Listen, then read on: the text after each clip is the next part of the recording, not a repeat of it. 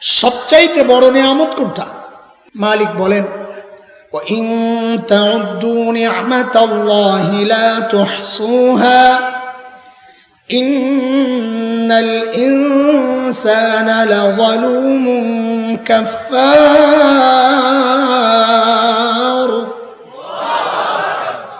বান্দা, আমি তোমাদেরকে এত এত নিয়ামত দিয়েছি, ওই নিয়ামত যদি গনে গনে শেষ করতে পারবে না।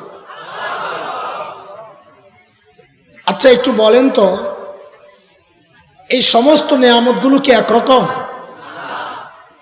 বরাবর, না বড় ছোট আছে? বড় ছোট আছে। সবচাইতে বড় নিয়ামত কোনটা? আল্লাহ তাআলা নির্দিষ্ট করে বলেন নাই এটা বড় নিয়ামত, ওইটা বড় নিয়ামত। তবে কোরআনের শব্দ ব্যবহার থেকে আমরা বুঝেছি দুইটা নিয়ামত আল্লাহর দেওয়া বান্দার জন্য সবচাইতে বড় নিয়ামত। সেই শব্দটা হচ্ছে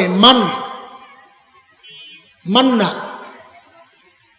মান মানে হচ্ছে খোটা দেওয়া, আরবিতে মান, বাংলায় খোটা দেওয়া।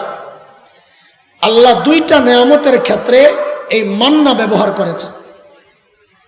আচ্ছা বলেন তো, আমরা যখন কাউকে খোটা দেই তখন বড় অনুগ্রহের খোটা দেই না ছোটটার খোটা দেই?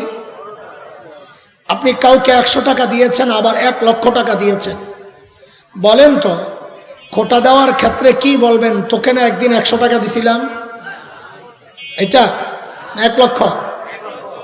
কারণ মানুষ খোটা দেয় কোনটা? বড়টা। আল্লাহ তাআলার শানে খোটা দেওয়া এই শব্দ ব্যবহার বেমানান। এই জন্য আমরা অনুবাদ করি, তর্জমা করি যে আল্লাহ দুইটা নেয়ামতের ক্ষেত্রে অনুগ্রহ প্রকাশ করেছেন। মুফাসসিরিনে কেরাম বলেন, বুঝা গেল ওই দুইটা নেয়ামত মালিকের পক্ষের সবচাইতে বড় নেয়ামত। এর মধ্যে একটা সূরা হুজুরাতের শেষ দিকে আসছে। মালিক বলেন, ইয়ামুন্নুনা আলাইকা আন আসলামু কুল লা তামুন্নু আলাইয়া